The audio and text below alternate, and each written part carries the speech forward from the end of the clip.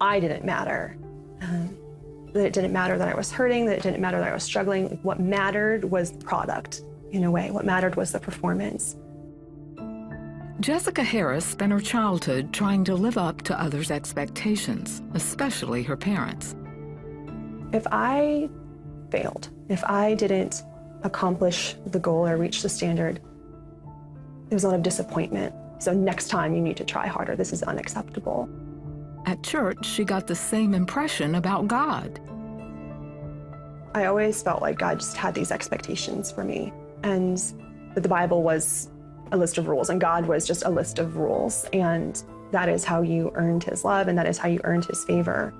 And you mess up, you lose it. It's kind of how I loved people. How can I make you proud of me? How do I make God happy? How do I make my family happy? How do I make my dad happy? When Jessica was 7, her father walked out with no warning. I really felt like it was something that I had done. I had made him upset, I had disappointed him, and he doesn't love me. My family was kind of like, let's just move on, pretend that never happened. And then I'm just frustrated living up to all these expectations and feeling like I'm not good enough and wondering why I'm not good enough. Just a very, very bitter and angry child and teenager. Just kind of bottled it all in and just felt empty and like I didn't matter. It led to a very empty and kind of joyless life for me. At 13, while she was online doing research for school, an illicit video popped up. When she tried to close it, it took her to a porn website. She couldn't look away. I think I watched the video because it's a bit like watching a train wreck. As much as you might not want to watch it, at the same time, what happens next? What is this? I don't understand. So there's an intrigue part of it. Then something else piqued her curiosity. It was a chat room, and she signed in. I went in there thinking, oh, I'll just talk to these people and just see what this is all about. And it turned into men asking me to perform different things for them just via chat. And I began cybering, which is having chat room sexual relations with people. Then I have no clue what they're talking about, so I'd have to go and research what that was using search engines and things, and it just drew me further and further into the world of pornography. At first, it was the attention and adoration of those strangers that drew Jessica back again and again. Here, she was always wanted. There is an escape, and I can go on there and pretend that none of my life is actually happening. I can go on there and pretend that my life is perfect, that I'm perfect, that I have it all together, and get acceptance and validation. Then it became more. And then eventually I was just so physically drawn to pornography. Forget the chat rooms, I'll just watch pornography myself. It was kind of a release for me. By her senior year, she was spending up to 6 hours a day online, all the while still going to church and being the model student. Now it's taken over my life. Now it's threatening to ruin my grades. It's threatening to ruin my dreams. And I'm more ashamed of the fact that I let it get this far. Deep down, she knew she needed help, but to her, it wasn't an option. I'm so busy in school, in church, at home, making sure everyone knows that I'm perfect and making sure I meet all the rules. Who am I going to tell? Because whoever I tell, all of that perfection is going to come crashing down, and they're going to know I'm going to be the freak who watches porn. There's no one safe to tell. I have to do this myself. She tried to limit her time online, but couldn't. It only made her feel like more of a failure. I would begin to just beat myself up. I would take my head and bang it against the side of the bathtub because I thought, if I can make this hurt, I'll stop. But nothing worked. She became valedictorian, but at her graduation, she realized how meaningless her life had become. I had this revelation of my whole life is pornography. And that terrified me. And I thought, no, there has to be something else. After Jessica began college, she attended the funeral of a girl she knew from school. She was moved by the eulogy that spoke of her friend's love for Christ. And I remember sitting there thinking, that's what I want. I have given everything to try to make people happy and to try to impress people. And I could feel that if I died, no one would care. And I thought, that's not what I want. Like, I want my life to matter. I want it to make a difference. And if all it takes is loving Jesus, I can do that. Afterwards, Jessica knelt at the altar and prayed. If you can make something out of this mess, you can do something with this. It's yours. Like, you can rewrite it from here. Still, she struggled with porn. Then at a college women's Bible study, Jessica and the others were encouraged to write down any sin they needed help overcoming. And it was like God said, listen, you've been waiting for a safe place to confess. And all you have to do is write in your name and that you struggle with pornography. So I wrote it out, and I remember thinking it was the biggest mistake of my life. Like, I walked away feeling so defeated because I had just torn down that wall of perfection. But it didn't end the way Jessica feared. A woman from the Bible study reached out and supported her. Through prayer and several months of counseling, Jessica overcame her addiction. Today, she's an author and speaker, helping other women find their true worth in Christ. And with God, it was just like there was hope that my life had value and worth in and of itself, not based on what I could do or based on my brain or based on my body, but just because He had given it. People, how can I make you proud of me? How do I make God happy? How do I make my family happy? How do I make my dad happy? When Jessica was 7, her father walked out with no warning. I really felt like it was something that I had done. I had made him upset, I had disappointed him, and he doesn't love me. My family was kind of like, let's just move on, pretend that never happened. And then I'm just frustrated living up to all these expectations and feeling like I'm not good enough and wondering why I'm not good enough. Just a very... So what was the problem? Thinking that she was not good enough. Was she trying her best to make everybody happy? Yes. Can you ever make everybody happy? No. So she thought she's a big failure. And there came guilt, there came condemnation. So she could not make God happy, she could not make her parents happy, she could not make her friends happy, and that's what, from there began the story. Listen. Very bitter and angry child and teenagers. Kind of bottled it all in and just felt empty and like I didn't matter. It led to a very empty and kind of joyless life for me. At 13, while she was online doing research for school, an illicit video popped up. When she tried to close it, it took her to a porn website. She couldn't look away. I think I watched the video because it's a bit like watching a train wreck. As much as you might not want to watch it, at the same time, what happens next? What is this? I don't understand. So there's an intrigue part of it. Then something else piqued her curiosity. Did she have any desire for it? No. Was she simply doing some research? Yes. Was she studying? Yes. And there came a pop-up. Yes. Did she click on it? Yes. Did it take her to the site? Yes. And now, what happened? She was intrigued. She had never seen something before, and interest began more and more to know what is this all about. Well, It was a chat room. just remind me Signed time in. for them. Always I'm always- interested. What happens next? What is this? I don't understand. So there's an intrigue part of it. Then something else piqued her curiosity. It was a chat room, and she signed in. I went in there thinking, well, I'll just talk to these people and just see what this is all about. And it turned into men asking me to perform different things for them just via chat. And I began cybering, which is having chat room sexual relations with people that I had no clue what they're talking about. So I'd have to go and research what that was using search engines and things that just drew me further and further into the world of pornography. At first, it was the attention and adoration of those strangers that drew Jessica back again and again. Here, she was always wanted. There is an escape, and I can go on there and pretend that none of my life is actually happening. I can go on there and pretend that my life is perfect, that I'm perfect, that I have it all together, and get acceptance and validation. Then it became more. And then eventually I was just so physically drawn to pornography. Forget the chat rooms, I'll just watch pornography myself. It was kind of a release for me. By her senior year, she was spending up to 6 hours a day online. All the while. Pause. It went deeper and deeper, right?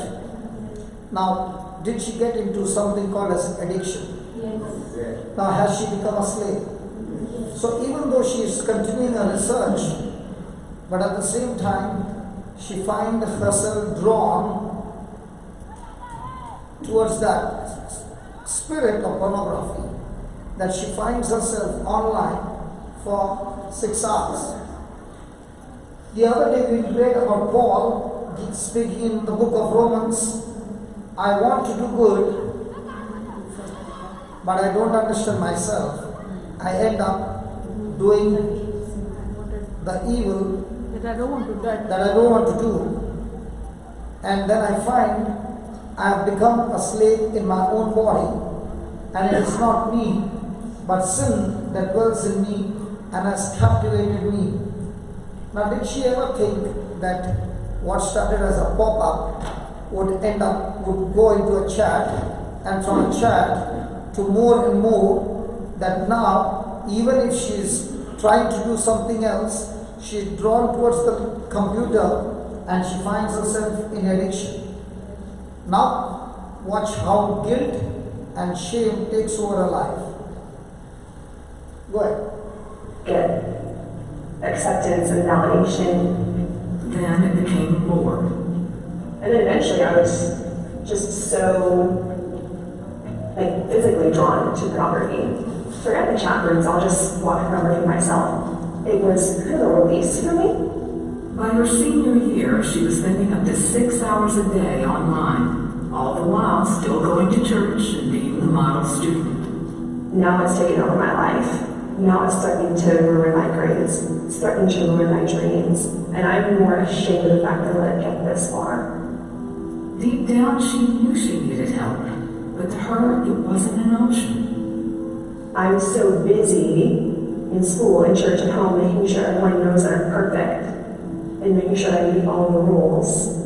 Who am I going to tell? Because whoever I tell, all of that perfection is going to come crashing down, and they're going to know I'm going to be the freak who watches porn. There's no one safe to tell. I have to do this myself. She tried to limit her time online, but couldn't. It only made her feel like more of a failure. I would begin to just beat myself up. I would take my head and bang against the side of the bathtub because I thought if I can make this hurt, I'll stop. But nothing worked. She became valedictorian, but at her graduation, she realized how meaningless her life had become. I had this revelation of my whole life is pornography. And that terrified me. I'm going, no, there has to be something else. After Jessica began college, she attended the funeral of a girl she knew from school. She was moved by the eulogy that spoke of her friend's love for Christ. I remember sitting there thinking, that's what I want. I have given everything to try to make people happy and to try to impress people. And I could feel that if I died, no one would care. And I thought that's not what I want. Like, I want my life to matter. I want it to make a difference. And if all it takes is loving Jesus, I can do that. Afterwards, Jessica knelt at the altar and prayed. If you can make something out of this mess, you can do something with this. It's yours. And you can rewrite it from here. Still, she struggled with porn. Then at a college women's Bible study, Jessica and the others were encouraged to write down any sin they needed help overcoming. And it was like God said, listen, you've been waiting for a safe place to confess. And all you have to do is write in your name. And then you start with pornography. So I wrote it out, and I remember thinking it was the biggest mistake in my life. Like I walked away feeling so defeated. Because I had just torn down that wall of perfection. But it didn't end the way Jessica feared.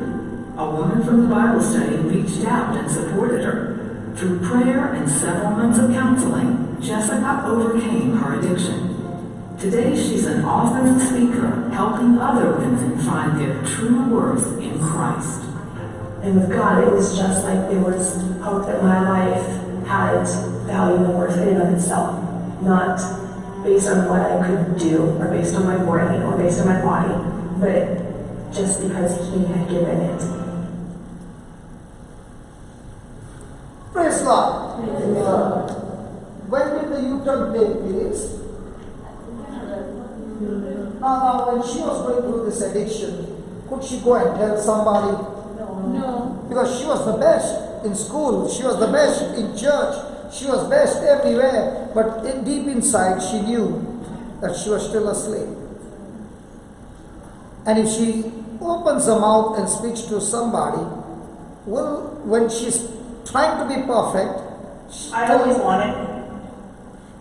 Still she could not perform. And now when somebody comes to know that she is addicted to this, none of them will ever accept her. But what happened when she came to a Bible study?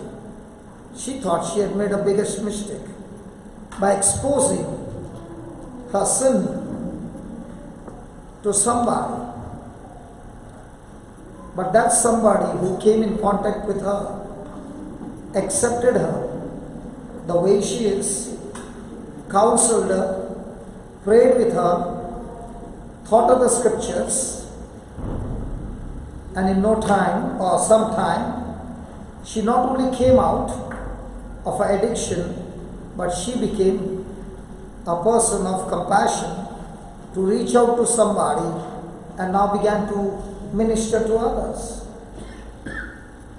When a person comes out of his pit, God sees to it that you will stand on a pulpit and preach His word. Amen. Amen. So if you are in some pit, don't worry. God will turn that pit into a pulpit. Amen. Hallelujah. And make you a minister in that same area.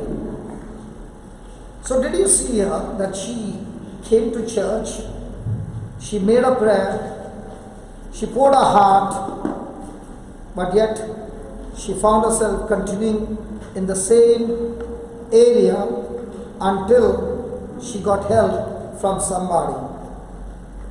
Praise God. Praise God. Hallelujah. Hallelujah. Thank you, Jesus.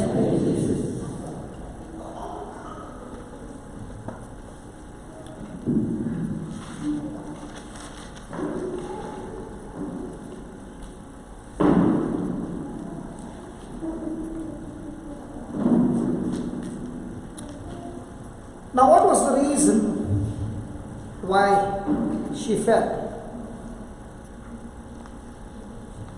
Was she doing a research? Was she trying to perform the best? Was she trying to make everybody happy? But when did the seed get planted? When that pop-up came. Now here is on the screen what she's studying, and on the same screen a small pop-up. Did that pop-up change her focus? It attracted her. So the change of focus opened the door of something that she never knew, and what she started to just have a look took her deeper and deeper and sucked her into an addiction. Praise God. So why do people fall? Right? The only reason men fall or men fail, the only reason men fail is broken focus.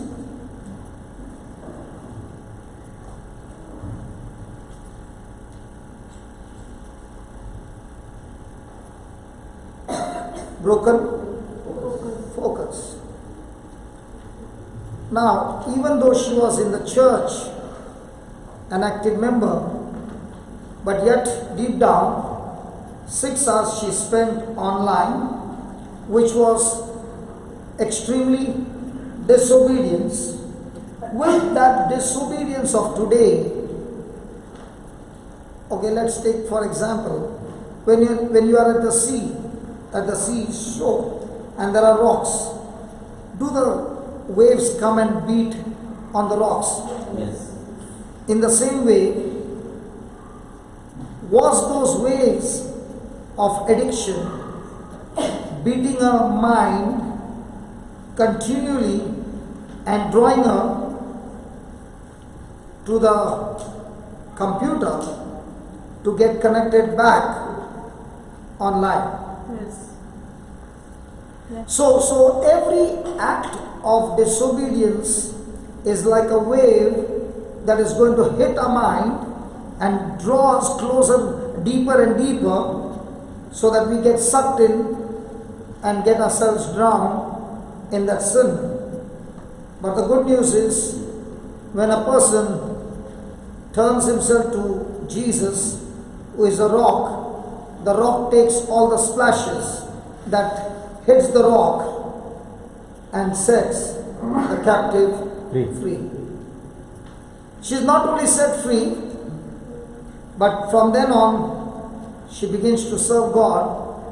Now, is she having shame? Yes.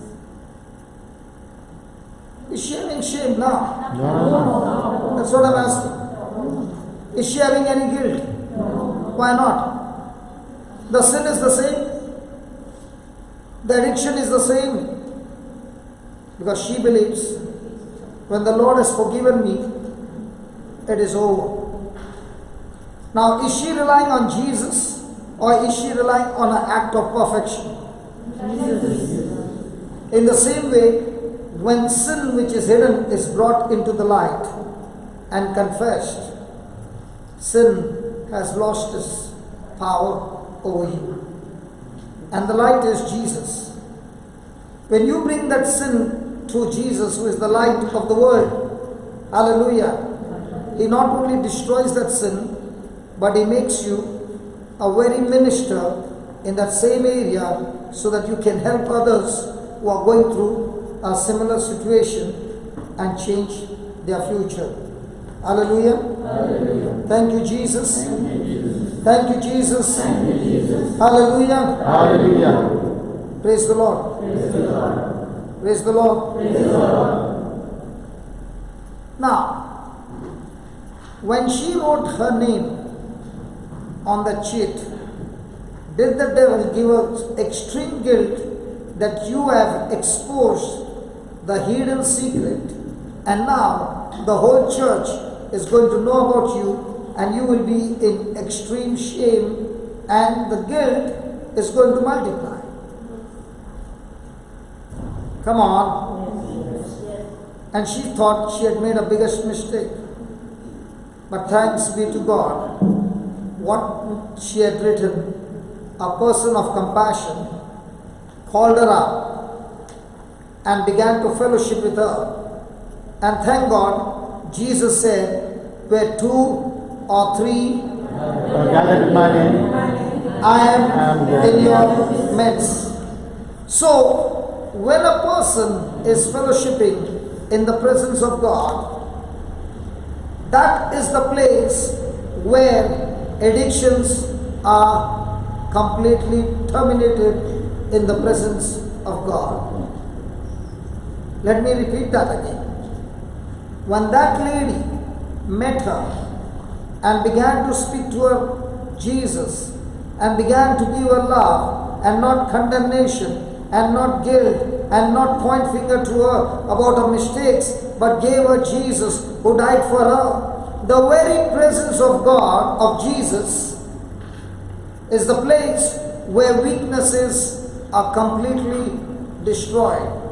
So the more and more I spend my time in the presence of God, spending my time in the presence of God, I spoke the first day. What's that? Thanks, everybody. I give you an example. The husband watching a football match, and the wife, pretty wife, standing just side of the TV. Where is the husband mind on? On the Ground. On the wife, very good. On the TV. On the ground. On the ground. The wife is trying her best to draw his attention. But where is his mind? On the game On the that's game. going on. On the wall. On the ground. The daughter is crying. Where's his mind? On the game. So is his mind full of football? Yes. Now what is this person who is counseling? Is she telling her what she has done, or is she telling her what Jesus has done? What Jesus did. When a person is full of what Jesus has done for him on the cross, every addiction, every weakness gets burnt out in the presence of God. Amen. Did she try herself to come out of it? Was she successful?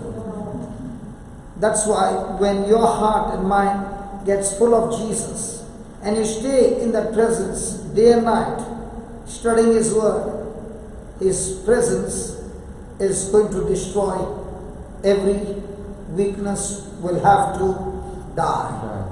Hallelujah. Hallelujah. Hallelujah. Hallelujah. Now, when she was focusing on what she saw on the screen, did that focus create blindness for her that she got so attracted to the addiction that other things became as if she is blind? Yes. So if a person is looking at Jesus and there is a change of focus by distraction, will that distraction create a blindness inside that you cannot see Jesus anymore?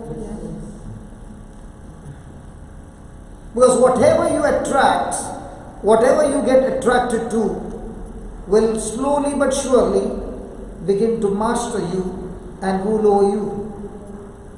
And that's why when you and I get attracted to the Word begins to master you and rule over you. And when the Word rules over you, your life is completely changed. Praise the Lord. But if you take the same thing and you focus on something other than the Word and you get attracted to it, that attraction will slowly but surely master you and make you a slave. So what is it that attracts you? What is it that distracts you from Jesus and creates a blindness in us? Hallelujah. Hallelujah. Hallelujah. Hallelujah. Thank you, Jesus. Thank you, Jesus. Now, when she was going through this addiction, do you find her in extreme pain? Because she now finds she has finished her education, academics, but she finds now that she has no life. She has no joy. Her life looks to be in complete mess. Is she in pain? Yes. Hello, is she in pain? Yes. Have you ever experienced pain? Yes. What is the pain?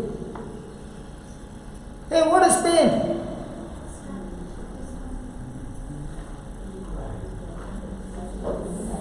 Yeah, dictionary meaning pain. Dictionary meaning pain. Didn't check? Sure? What is pain? Everything which hurts, Yeah, what? unable to do. Pain is nothing but a signpost that says something is in disorder.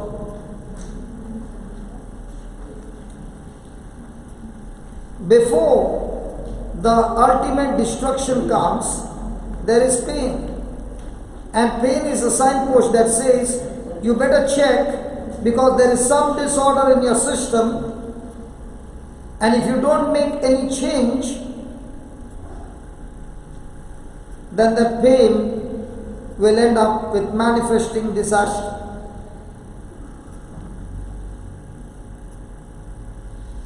So before that destruction can manifest, there is pain giving you a signal there is something wrong. disorder, and you need to put things in order. So was she going through terrible pain? Yes. Was she going through terrible pain? Yes.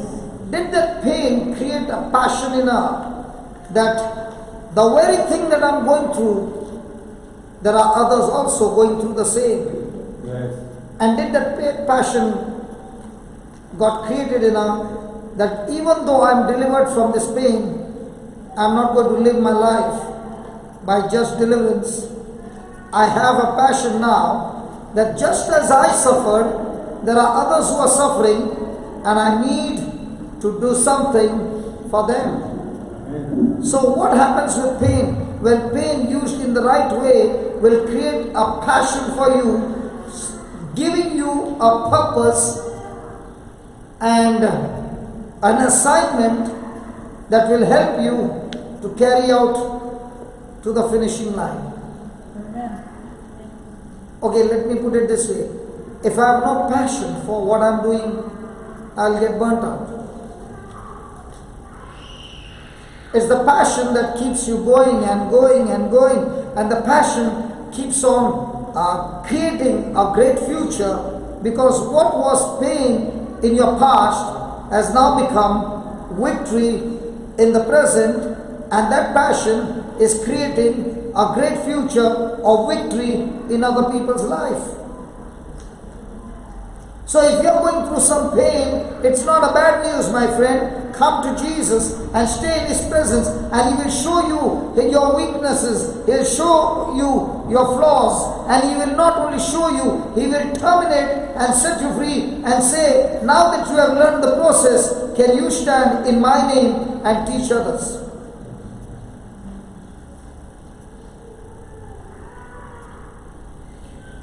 Thank you, Jesus. Thank you, Jesus. Can you write this, please?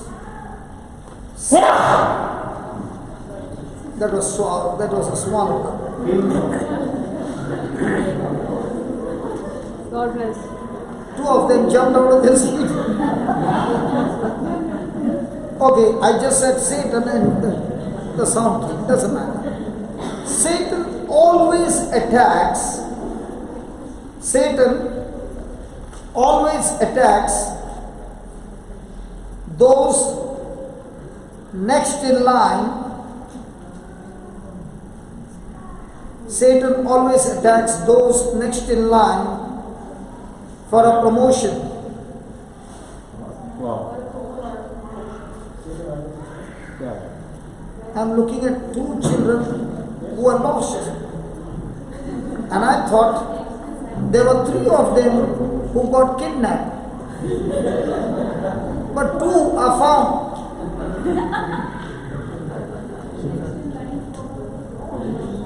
One, two, 3, 4, 5, 6. There's one more lost. Oh, we found one. And where's one more? Are everybody in the class? Please don't get lost. The next time I don't find you in the class, you'll have to bring your mama and come to class.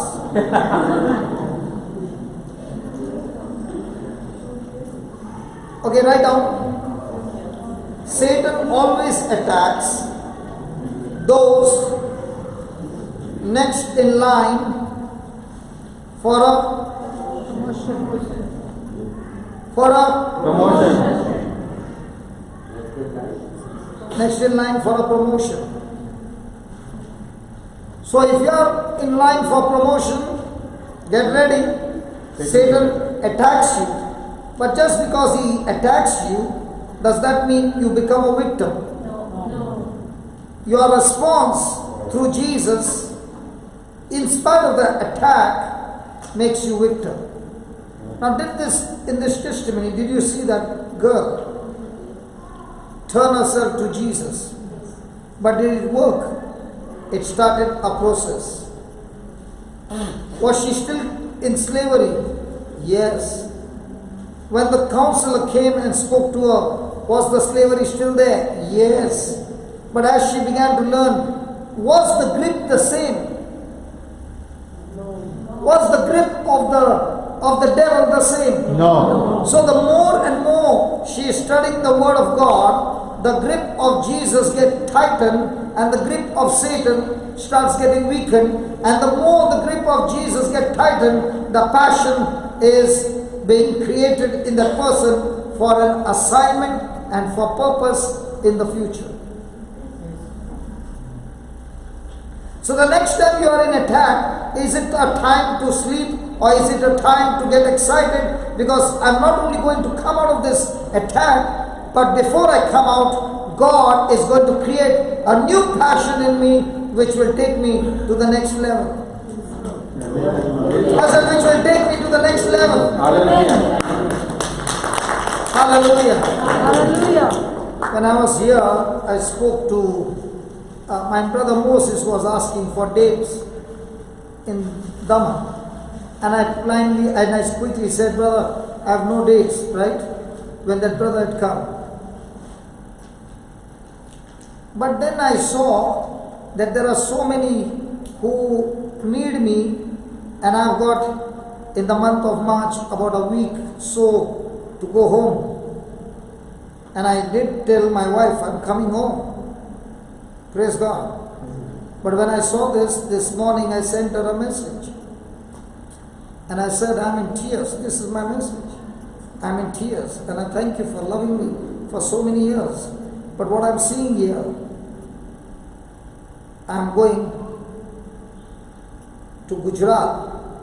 And she said, I love you.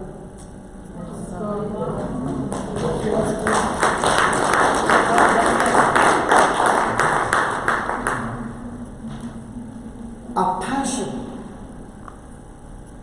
will make you uneasy if you sit. Because she knows even if I sit at home, she'll see me uneasy. But that passion makes you go and go and go. And I made an agreement with all of them. I am coming to Gujarat, but don't even expect me to preach in the church. Let's go on the streets. Let's put some tambu on the streets and let's get those who are being lost into the kingdom of God. Amen.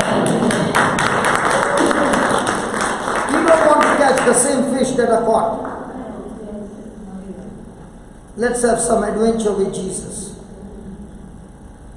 Hallelujah. Hallelujah. And that's what 2020 the Lord put in my heart. I went through a big battle, a very, very big battle.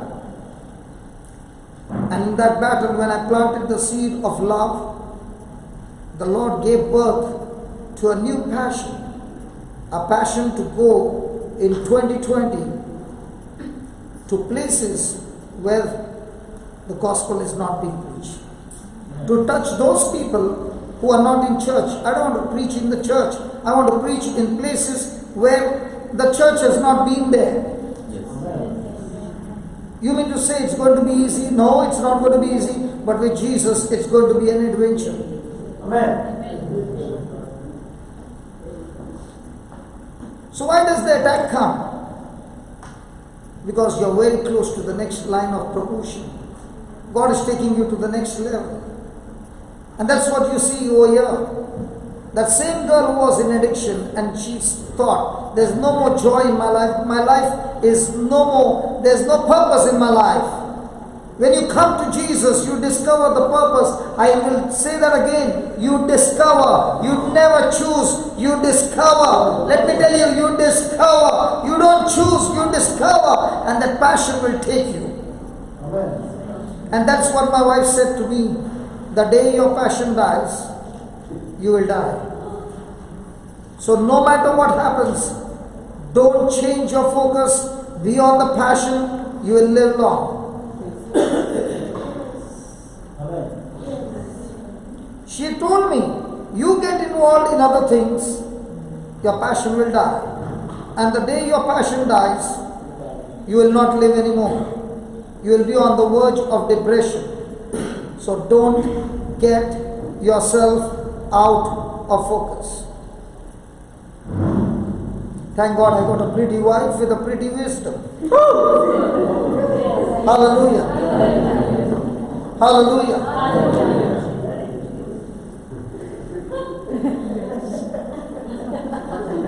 Can we continue?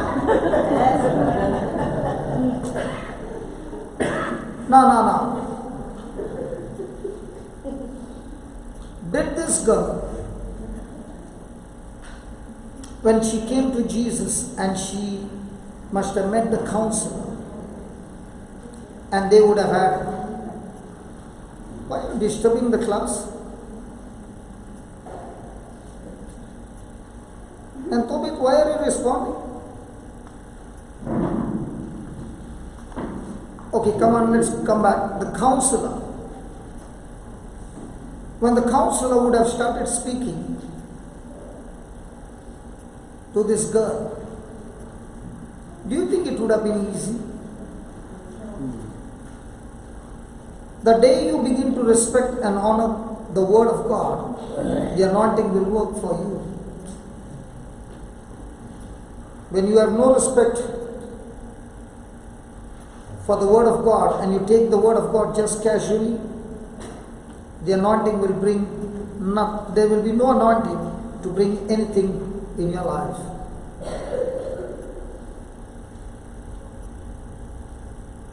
It's all about how much do I respect the anointing. It's all about how much do I agree to that anointing. And when you are in constant contact with the anointing and respect and submit and do what the anointing says, the increase in your life, you can be 100% sure it's beyond your capacity. And that's what I was telling somebody. When you set a goal in the kingdom of God, don't ever set a goal that you can achieve. Set a goal where you know you can never achieve. And then begin to respect the anointing. And you will find that that is not only what you had set a goal was achieved, but much beyond that. And then you know that it was never you, but the anointing that did the job supernaturally. Amen.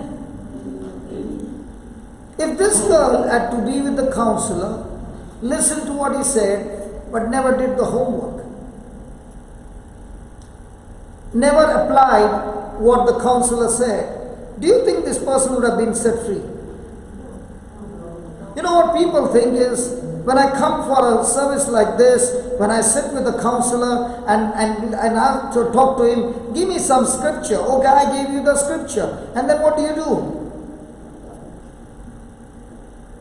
Are you applying those truths in your life? And the person who applies the truth in his life is the one who activates the anointing, the spiritual law. And the spiritual law will always bring result. But the result will never be natural. It has to be supernatural. Why? Because you are natural, but the word of God is supernatural. And therefore, the result has to be always supernatural. If you are operating in the natural, the result will always be natural. Jude, how many months you were jobless? 8, 9, More than 9 months. And what were you doing? Sitting in depression? No, I was confessing. He was so excited and he said, brother, this is the time the Lord is giving me to build myself now. Amen. Okay? And then he gets a job. And then you came for a growth retreat. And then he said, brother, I have to go to Singapore. Bangkok. He said, brother, I have to go to Bangkok for an interview and I'm coming back bringing the job into confirmation during the growth retreat. I'm going in the morning by flight, by tomorrow afternoon or evening. By tomorrow evening, I'll be back joining the growth retreat. You remember? Yeah. Now he's working in India and in Bangkok.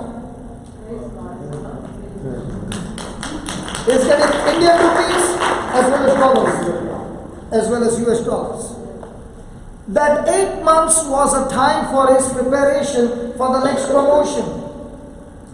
What people see is their current situation, but what they don't understand is, in that current situation, God is saying, come on, respect my anointing and I will show you what I will do. Do you get 2 salaries?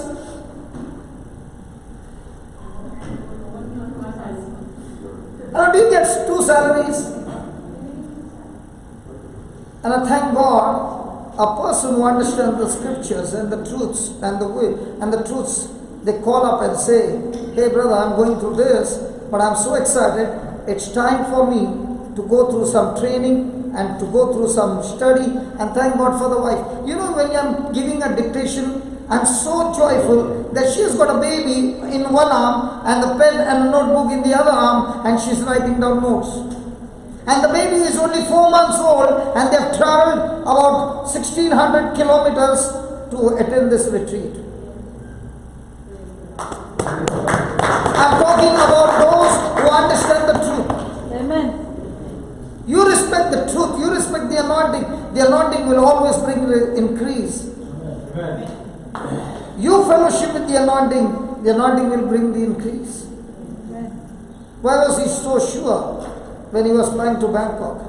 And he said, brother, I don't even have to take the tickets. The company paid my tickets. I'm just going on a tour and coming back. Because by the time I reach there, my God has already gone over there. He has already touched those people who are taking the interview. All I have to do is sit down there and he will put his words in my mouth and I'm coming back victorious. He never said, pray over me. Brother, agree with me, I'm coming back victorious. Amen. Amen. It makes a big difference. Yes. Hallelujah. Hallelujah. Hallelujah. Hallelujah. Hallelujah. Thank you, Jesus. Thank you, Jesus. As I told you, are you very, very precious to God? Yes. But what was she saying? When everything failed, what was she saying? My joy, my life is useless. There's nothing in my life. There's no joy. There's nothing. I've got nothing. There's no desire in this world. If you were not precious, why would God send His Son to shed His blood if you were not precious for the Lord? Why would He make such a big transaction where He pays the price with His life and with His blood? The day you understand that you are so precious to God, that even when I'm on the flight and there's a turbulence, I say, God, I don't know, but because I'm on this flight, the flight will always land on the ground. Amen. And safe and sound. Might be not on this airport, but some other airport, but surely land. There are times when the flight did not land in the airport where I was destined to go. It landed somewhere else. Might be I'm 3 hours late, doesn't matter, 4 hours late, but thank God I'm still alive on this earth. Praise God. I remember the flight had just taken off from the Sri Lanka airport, and it had gone half the runway, and all of a sudden the pilot puts the brakes, and we are all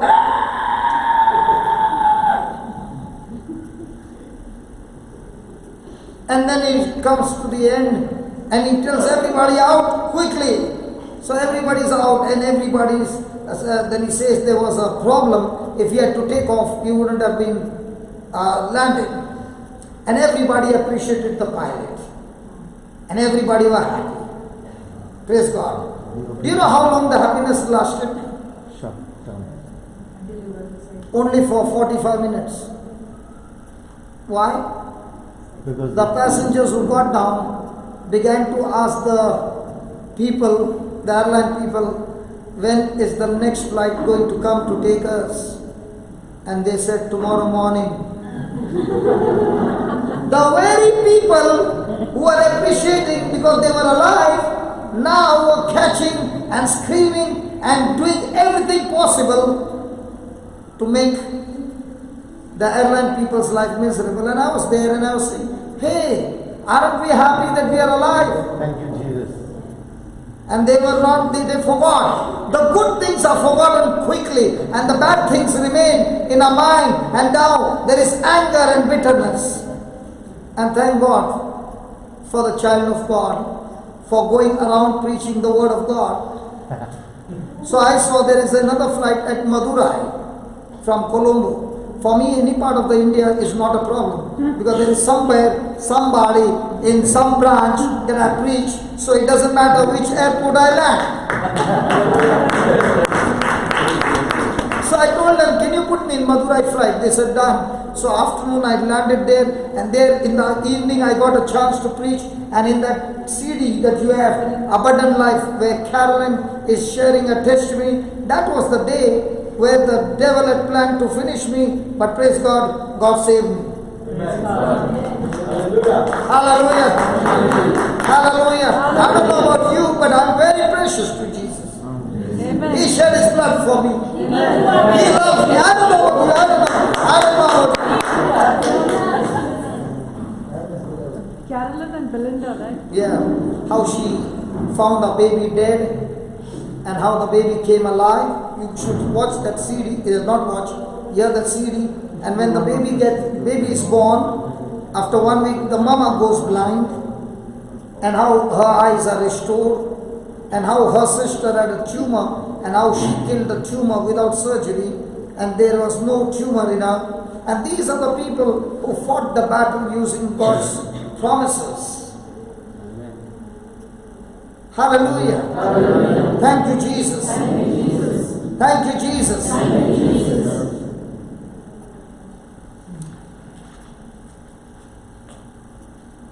Praise God. Praise God. Please write down. Is it making sense now? Yes. Absolutely. Thank you, Jesus. Thank you, Jesus. So let's see how to overcome shame. Okay, let's go to Isaiah 53 verse 4.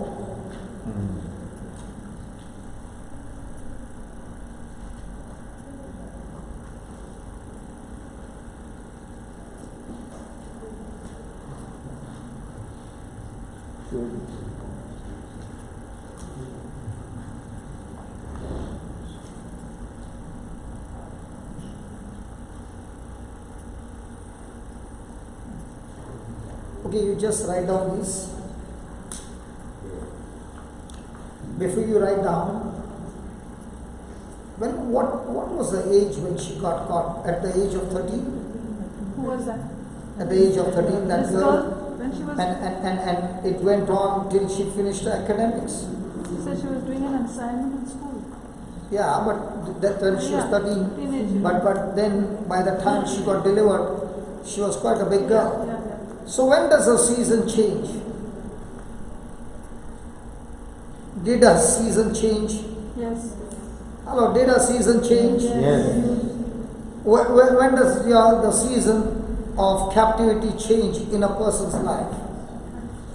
The day she wrote that name, the day she made that prayer to Jesus, her season began to change.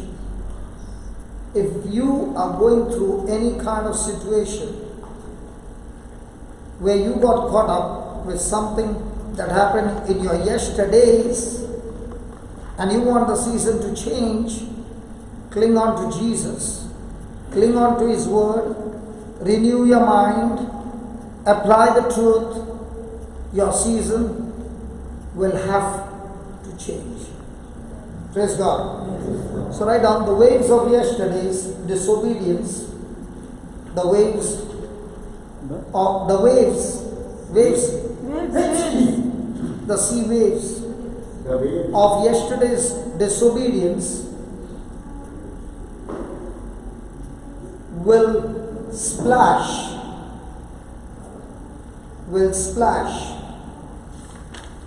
on the shores of tomorrow for a season. For a season.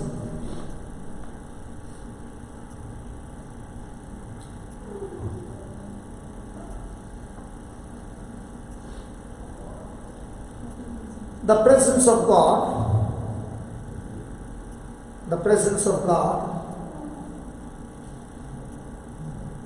is the only place, the presence of God is the only place where weaknesses will die.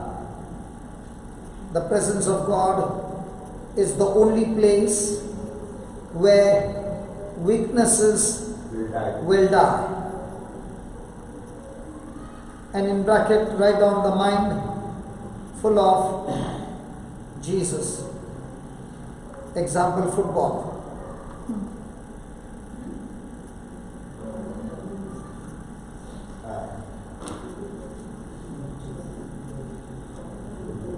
No. Listen. The presence of God. We have already done it. Do you remember when Smita was here? Yes. I called her and I asked her, what do you have? She said, I got a Bible. Yes. And then I said, what is it? She said, it's a book. Then, can you open the pages? Yeah. Can you read the script on the Bible, on the pages? She said, yeah. Now, was she believing in the heart? Hello, was she believing in the heart? No. Yes. She was believing in the mind. Hello, the answers that she gave, was it believing in the heart? No. Believing in the mind. Oh, you forgot? Believing in the mind. It was believing in the mind, because every answer she gave was totally sense knowledge. So is the presence of God when a person is on sense knowledge? Never. Now the moment she saw the scripture, the word was made flesh, and she renewed her mind to the word of God. Now was she believing through her heart? Yes. Now the moment she began to believe through her heart, what happened? She got delivered from everything which had stuck to her for such a long time. So when a person is believing in the heart, the presence of God will destroy every weakness in us. But the question still remains, are you going to believe through your heart or through your mind?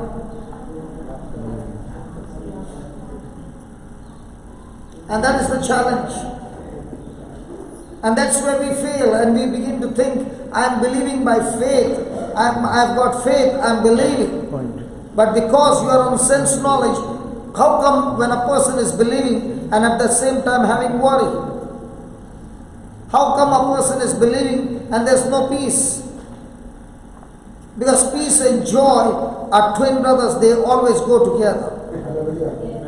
They are always good, they are always together. If you have joy, you have peace. And joy and peace comes by believing in the heart, not in the mind. Praise God. Praise God. Now, did this girl start believing in her heart? Yes. Did she experience the presence of God? Yes. Did she experience freedom? Yes. What about the man who was drinking on the bike? Choose life or death. Choose life. And when he came to his consciousness, when he had met with an accident, what was he screaming about? Pain? I choose Or I choose life? Now what was he talking about? Believing in the mind or heart? Did God supernaturally heal his legs? Yes. And when once he started believing in the heart, now has he encountered Jesus? Yes. Now has he got addicted to Jesus? Yes. When you get addicted to Jesus, the craving for alcohol was gone. Yes. So the very presence of Jesus in our life will destroy any kind of addiction or weaknesses that we have in our life. So the question still remains, is my life attracted to Jesus not with my senses but with my heart?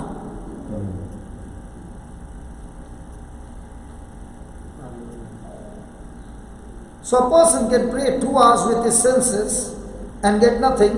Another person can walk in and speak 2 lines from his heart, and the job is done. Hallelujah. And then comes frustration, but I prayed for 2 hours.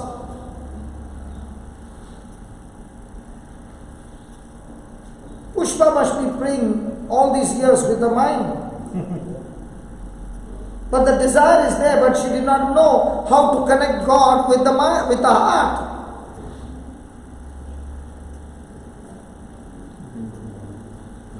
But when she understood the word of God, did you ever think your hug can heal somebody? Now go and hug your husband. But was there a difference in the hug? When you hug those girls, that's because you're believing in the heart. There's a big difference. Believing in the heart destroys anything and everything that is coming against you. And that is the biggest challenge. What about the other lady? What was her name? Which lady? The one who fell from my hand. She went. Yeah, I know she went, yeah. Others I wouldn't have asked her. That brother and sister. Vanessa. Vanessa.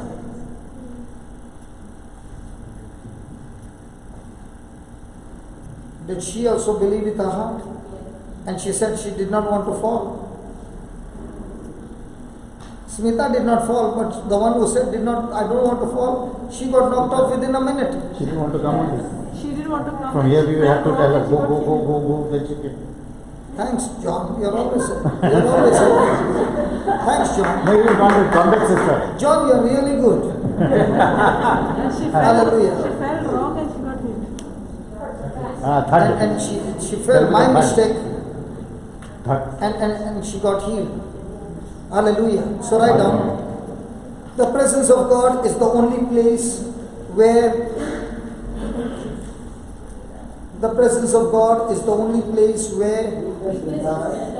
my weaknesses will die. You have already written? So write down, focus creates blindness. Focus creates blindness. What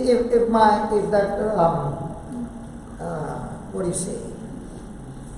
My screen on that iPad would have gone on the TV, I would have shown you how it creates blindness. I'll tell you, this camera picks up right from there to that end on the screen. And in this whole screen, I'm standing somewhere in the middle. But the person who is on that screen, who has got the screen, he can decide whether he wants to put me in the screen or knock me off. So wherever he puts his finger, only that portion will be recorded. The other portion of the whole thing will not be recorded. Wow. Are you following? Yes. So he is focused on taking me. But when you see the final product, you won't see the whole screen, you'll see only me. What happened to other things? It's all gone blind. Let's take another one, your mobile. When you are watching on the screen, you see most of them. When you zoom, what happens? Focus is on that particular thing. Your focus is on that. What happened to the other things which were there on the screen? Blinded. They are blinded. They are no longer there. In the same way, when you focus on Jesus, all those things that were clinging on you, they are no longer on your life because they are shift deleted for permanently from your life. You are zooming. So when you zoom, once upon a time, on your screen were many things. But whichever point you want, as you zoom, is it still on the screen? Yes. Oh, you did not. Yeah, got it. It's like in a crowd when you like somebody, you just only look at them person.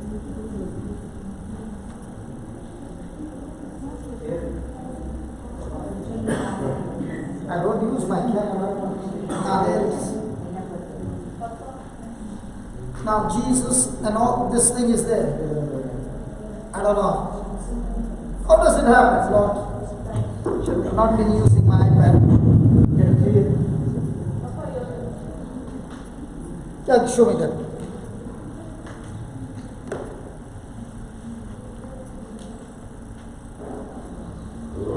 Now this is the whole screen, right? This is the final product. Now if I narrow it, is anything coming? What happened to the other things?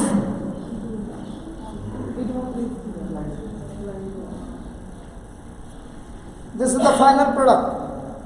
What is being streamlined?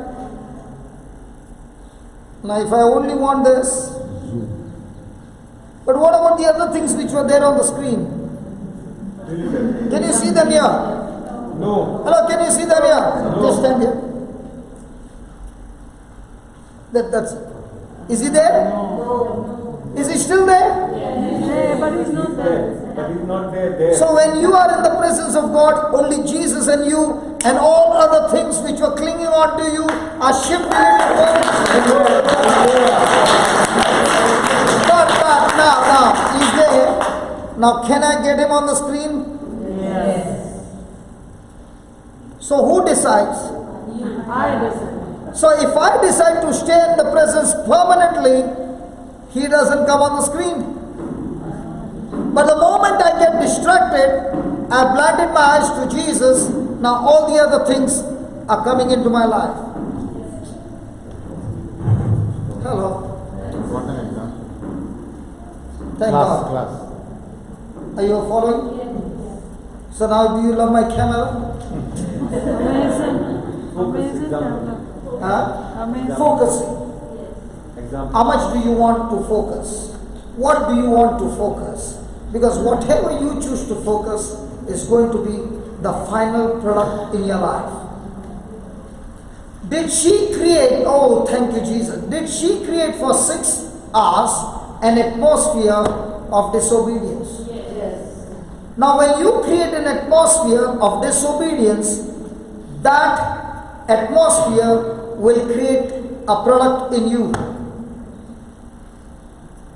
But now, if you reverse it and create an atmosphere of husband and wife, 6 months at home,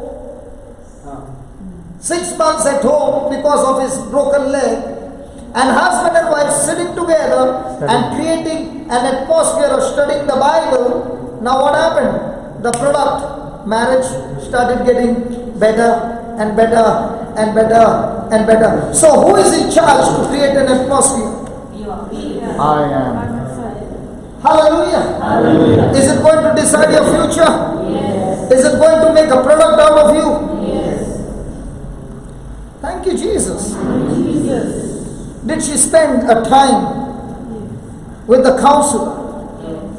And did the counselor begin to teach her? Now was she being transformed into a product where she would be now? Surely, slowly but surely, preaching the gospel with signs, wonders, and authority. So what kind of atmosphere do I create? Now let's take for example this brother, this young baby are pouring their heart out to do the praise and worship, giving you good music. Now, if a person is not on the lyrics, but on the music, he can give a best dance. When you see Nolly dancing, I also feel like dancing. But Nolly is lost in her own. She's not bothered about the music. She's fixed on her lyrics. Now, will that lyrics create an atmosphere?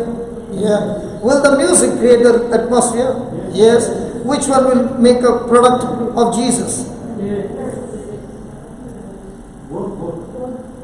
Never. The music, never. The music can make me happy, but the lyrics is the one that's going to change my heart and mind. I don't have music now. Is it changing your heart? Yes. Hello, I don't have music now. It's just lyrics.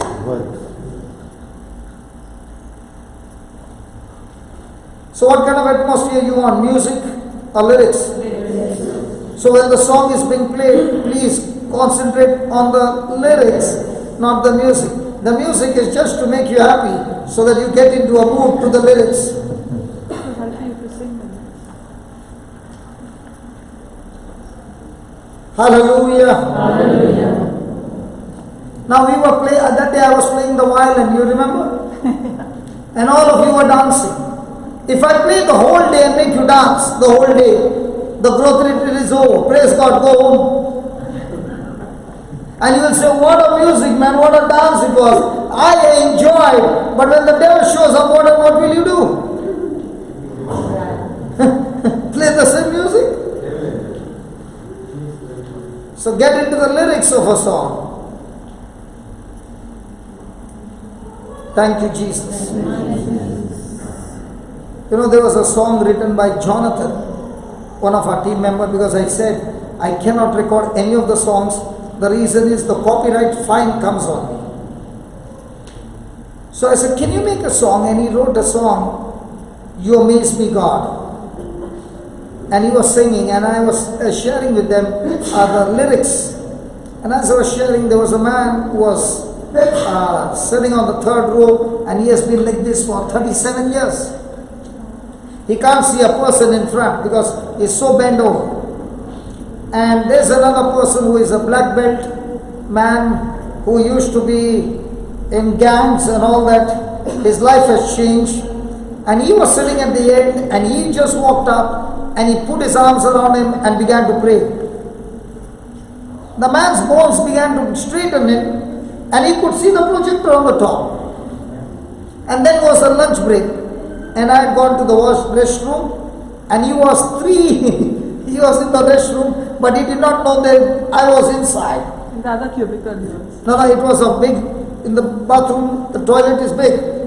Okay, and he saw that he was all alone, but he did not know I was inside the toilet. And on that phone, he was calling up numbers after numbers after numbers and saying, you know what, I can walk without the, walker. And my bones have become straight and I can talk, I can do this. I'm telling you, come and experience Jesus. Where was he evangelizing? In the toilet. Now my question is the presence of God in the toilet? Yes. The place location doesn't matter. What is in your heart and mind is what matters. Amen. And when I finished my job, and I could not open the door, because if I open the door, he'll stop. So I had to stay there for 15 minutes. But I enjoyed staying there, listening to the conversation, and I said, God, here is a big preacher, here is an evangelist catching the fish with his testimony.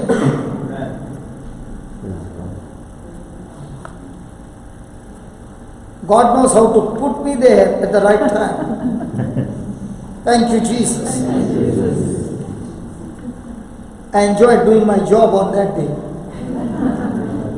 And he must have been so surprised because when No, I did not come out. He went out. No, afterwards you called him. Now afterwards I called him and I said, why are you doing all this? He was surprised. And he said, how do you know? He thought the Holy Ghost told me.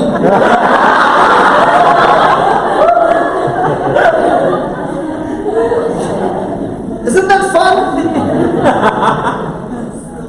And then he began to share how he was calling up everybody, and because of his testimony, people began to come in. Amen. Hallelujah. Hallelujah. Thank you, Jesus. You're laughing, imagining.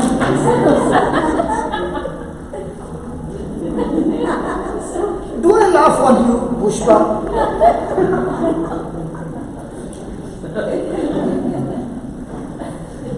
What you sow, you'll reap. Praise God. Okay. Shall we continue? Okay, Isaiah 53 verse 4.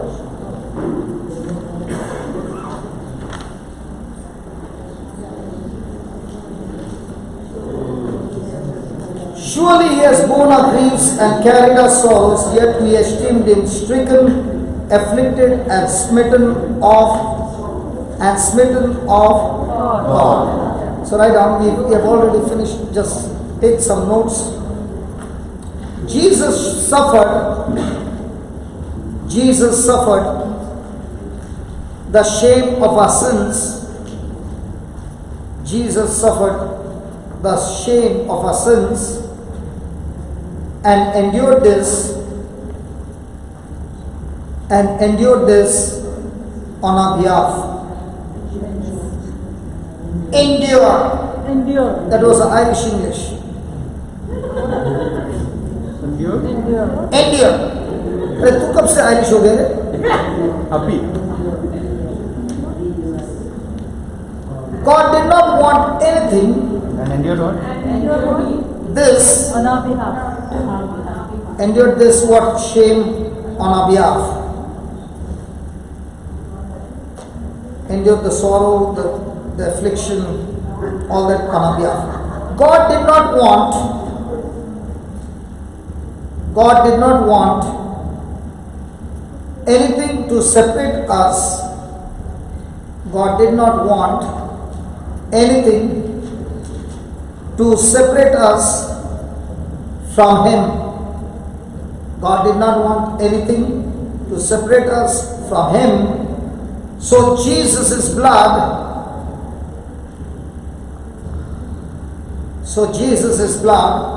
removed shame. So Jesus' blood removed shame. Praise God. So what does Jesus' blood do? Cleanses us from sin, from all our mistakes, so that there is no more guilt, there is no more shame. And this is what Jesus did, so that we are never ever be separated from God. Hallelujah. So does God turn His back to us? Never. But do we turn our back to God? Yes. Is He all the time stretching His hand? Yes. Then why does He not rescue us if He is so much loving us? Freedom of choice. Okay, let's see that. Why is God not if He's stretching His hand, why is He not grabbing me and bringing me out? So Genesis 1.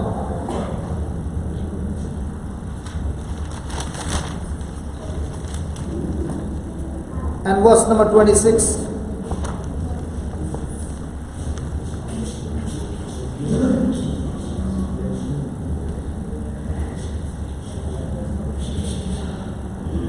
Let's begin. And God said,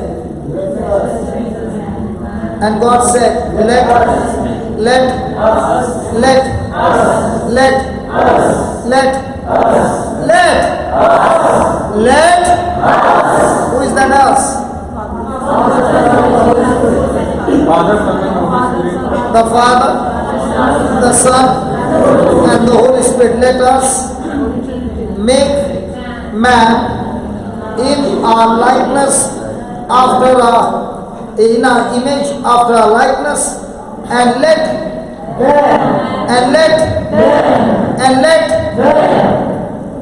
us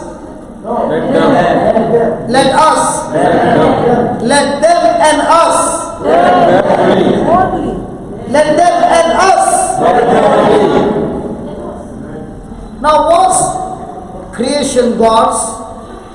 Yes. But what is God saying? Let them have dominion over the fish of the sea, and over the fowl of the air, and over the cattle, over all the earth, and over every creeping thing that creeps upon the earth. So has God given man the dominion over all creation? Yes. Now has God, who is infinite, when He spoke that word, has put a boundary and limited Himself that He cannot have dominion on this earth? Yes.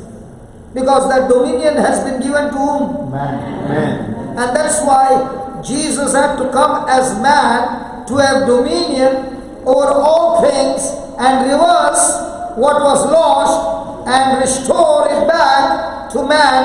And that's why Jesus came as man and fought the battle as man. Hallelujah. He cannot come as God because he has limited himself.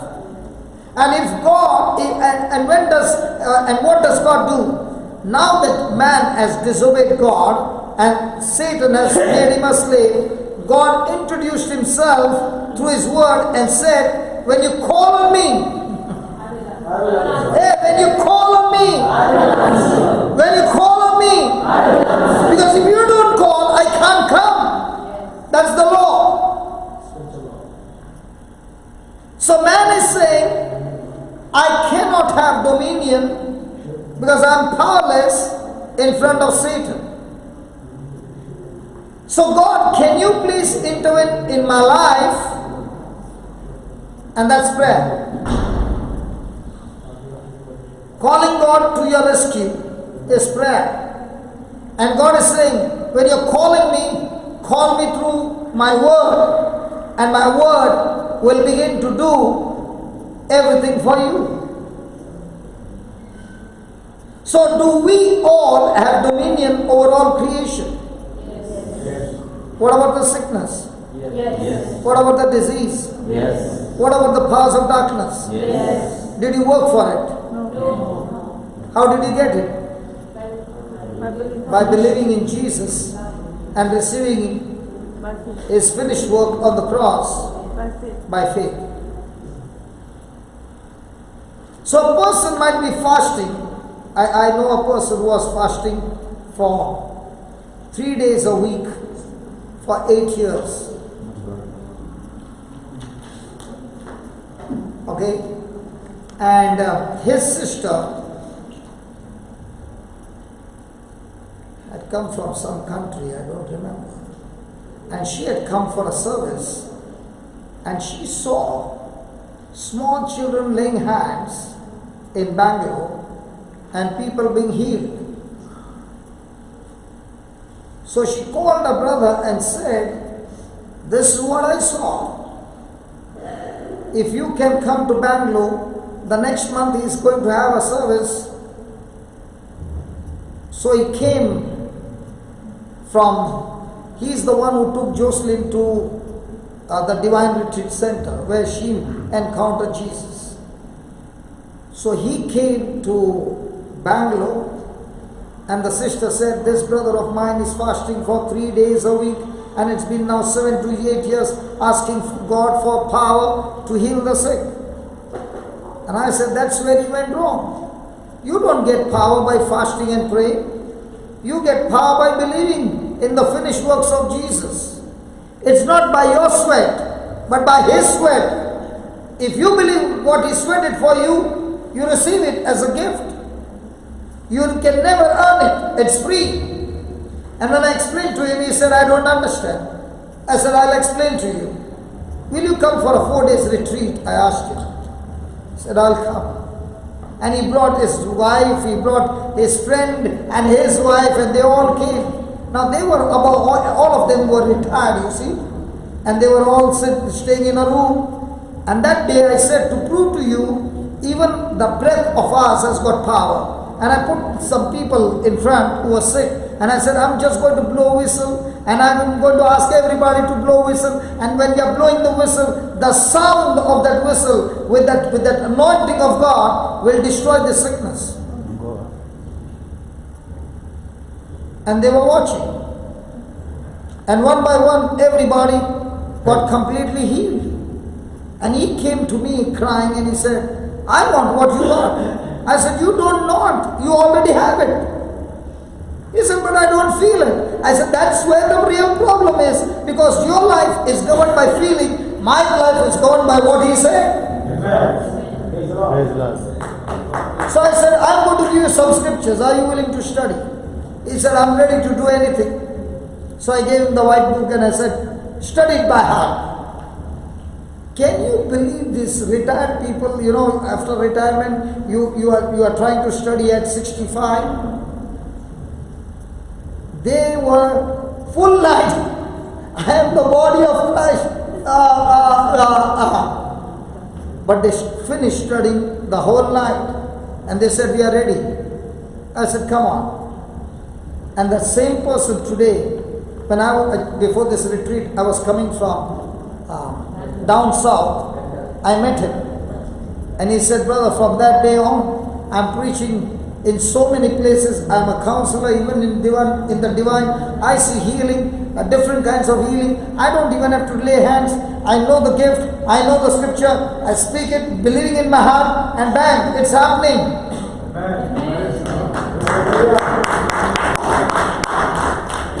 Pushpa, you are able to heal not because you are good, but because Jesus is good to you. You did not heal because you knelt down and put your hand up for 3 hours. But he shed his blood and spread his arms for you. Hallelujah. Yeah. I knew something will come. What is the main difference between Genesis 1:27 and Genesis 2:7? I don't know. I don't know. I'll let you know during the tea break. What did he say? No, nothing. I want to continue. We'll see it afterwards. I want to continue because this is very, very, very important. So why is he not driving me? He suffered the shame of our sins and endured this on our behalf. Where were we? Dominion. Okay, let's go to 1 Peter 3:18. See, when the class starts making noise, it means your time is up. The children know better. But I'm not giving you a break. The reason is you came to class 1 hour late. No. You continue, come on, continue. 1 Peter 3:18.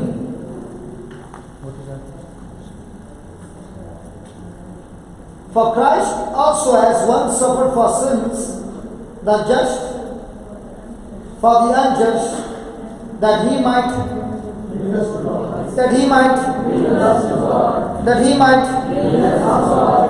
So why did Jesus suffer? What was the motive of Jesus? That he could bring us to God by cleansing us of all our sins, being put to death in the flesh, but raised by the Spirit. Praise God. Hallelujah. Now, did Jesus pay the price once and for all on the cross? Yes. Did he say it is finished? Yes. So is it finished? Yes. From God's side? Yes. Then why are you asking God now? You just have to believe it. When Jesus said it is finished, has he finished everything for us on the cross? Yes. So do I need to ask God? No. I just Believe and claim it claim, by claim and faith, believe. no? I just say believe.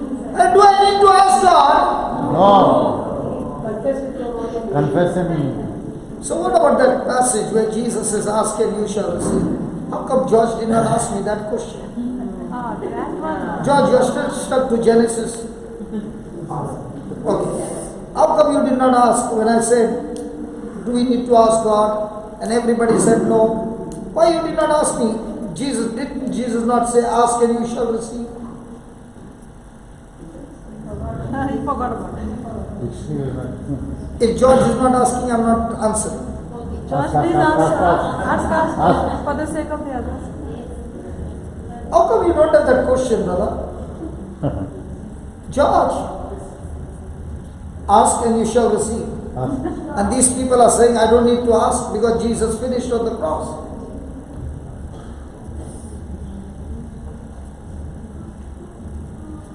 Is it controversy?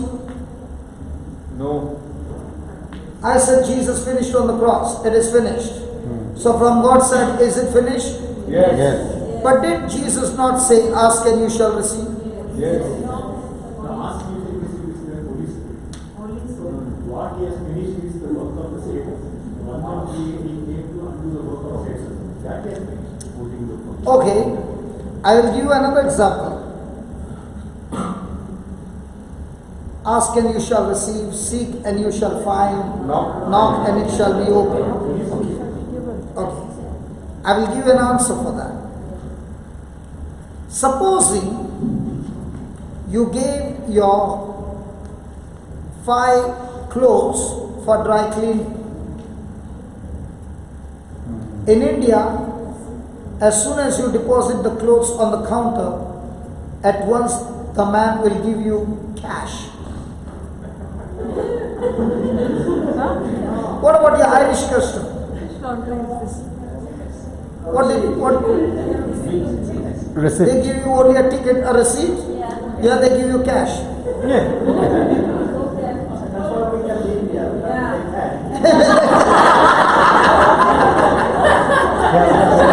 John, you're smart.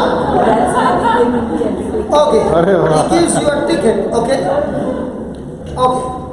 On the day you want to pick up the clothes, okay, you are busy.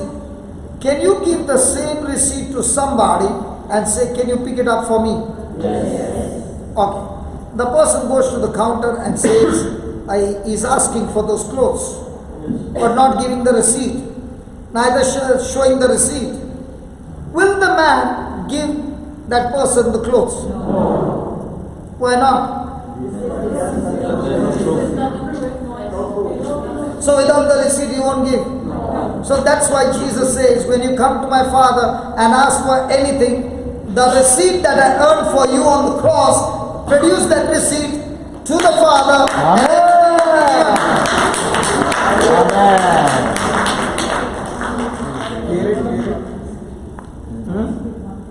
नहीं समझा?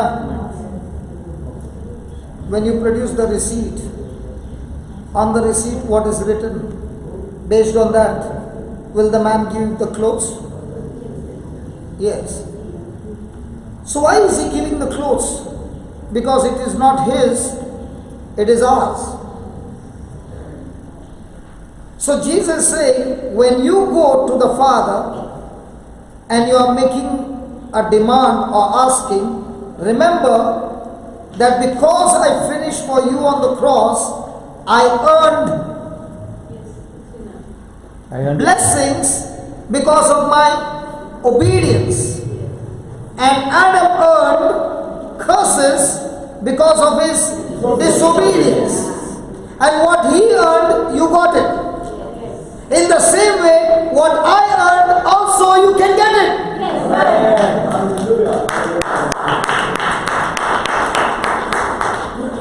What a small clap, Lord.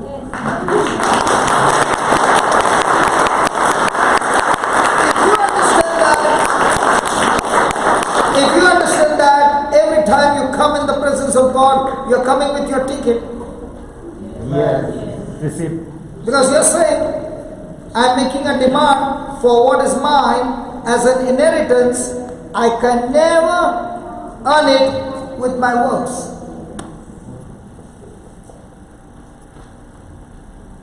And that's why it comes a frustration.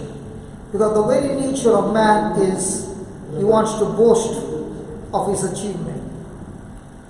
And the Bible says, in the kingdom of God, no one can boast, because everything we receive is by faith in the works of Jesus. Amen. Yes, Michael? So what is the value of fasting then? What is the value of fasting?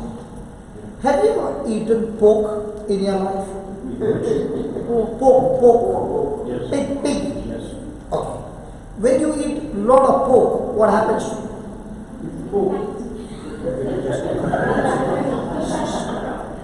What happens? Your stomach becomes so full that your eyes starts. Drowsy. Is that right? Yeah. Hello, is that right? Yes. So when a person is fasting, his senses become alert. Now when a person is fasting and not studying the word of God, but only fasting, it's called as dieting.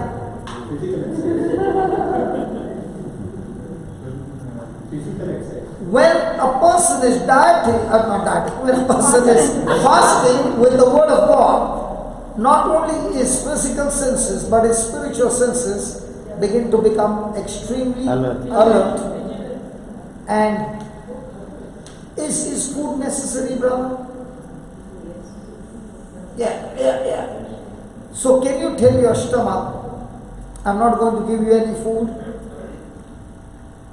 and you're feeding the word of God?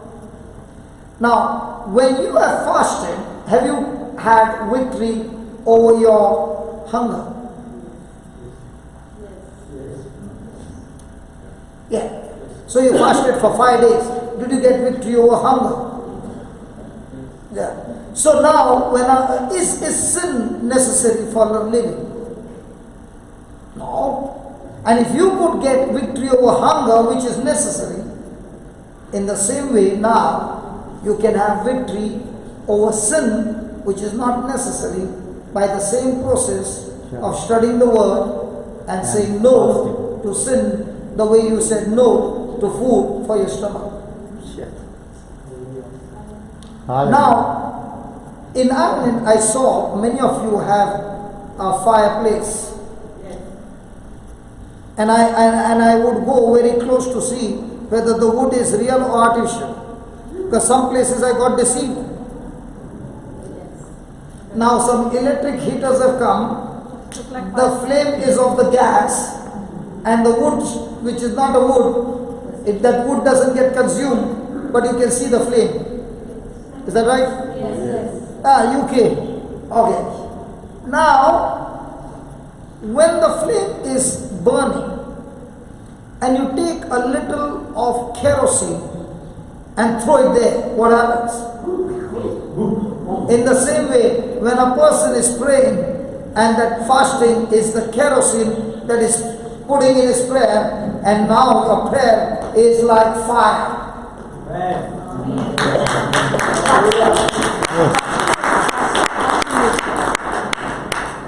The reason you are fasting is because you are taking control over your senses.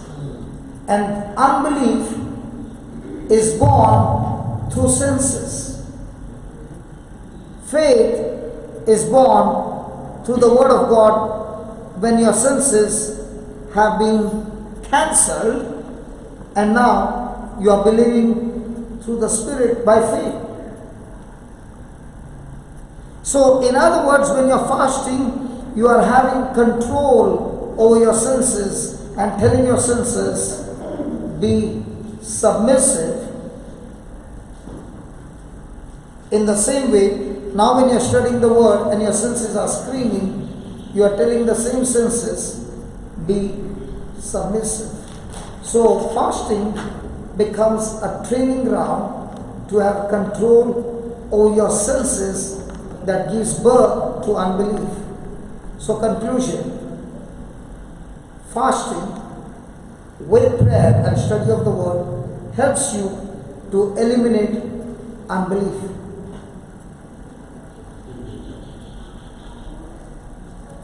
Thank you. Jesus. Shall we continue? Yes. Did it help you? So, are there chances of people who fast and only say the prayer, no study of the word? Yes. A ready-made prayer and you don't even understand what you're saying. Now that kind of fasting, will it bring result? And remember this, Michael. Before a person goes into a fast, he must make a decision. What is the reason why he's fasting? Because in the Bible you see every person who fasted, it was a fasting on warfare in the spiritual world. There was always a war. And in that war they declared the reason why they were fasting. And the good news is, by the time they had finished their fast, the result came with manifestation. But let me tell you, none of the manifestation was natural. It was always beyond the supernatural. So fasting will help you to get through a breakthrough, and very important, fasting will help you to get rid of your unbelief. Praise God. Where are we? Ask and you shall be given, seek and you shall. We finished We that. finished. Okay, write down 1 Peter 3:18. 1 Peter 3:18. This was only necessary, write down. This was only necessary to do one time as part of his finished works, to do one time as part of his finished works. Jesus took on all the shame. Jesus took on all the shame of every sin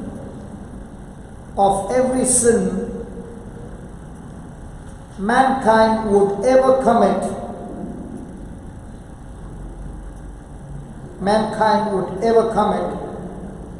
Because of this, please underline that, we must not let shame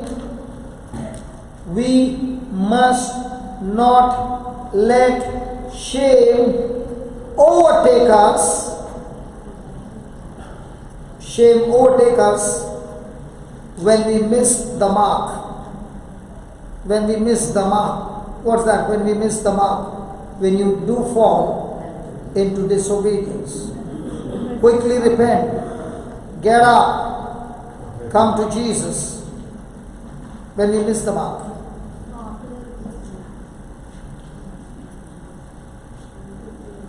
Give me 2 Corinthians 5:21. Now these are the scriptures where we take those scriptures and believe those scriptures so that shame has no more power over us to give us condemnation, guilt or shame. Because Jesus has finished it for us on the cross, and now you are taking that receipt, what Jesus has finished, and you are believing by faith. That's when Satan has to lose his grip over our life. Amen? God made Jesus, come on, read that. God made Jesus to be sin for us who knew no sin, that we might be made Righteousness of God in him. Praise God. Praise. So take your 10 minutes, because it's already coming to 5 o'clock. Take your 10 minutes, whatever we studied, because this will take time. When we come back, we study on this. Till then, come on. 2 Corinthians 5. Take your time and go through all that we have written. Go through the testimony in your mind, how the person came back. Now you might say, where can I get the counselor? The Word of God is your counselor. He is the best counselor. And the more and more time you spend with the counselor, the teachings especially, the teachings will change your future. Yeah. Praise God.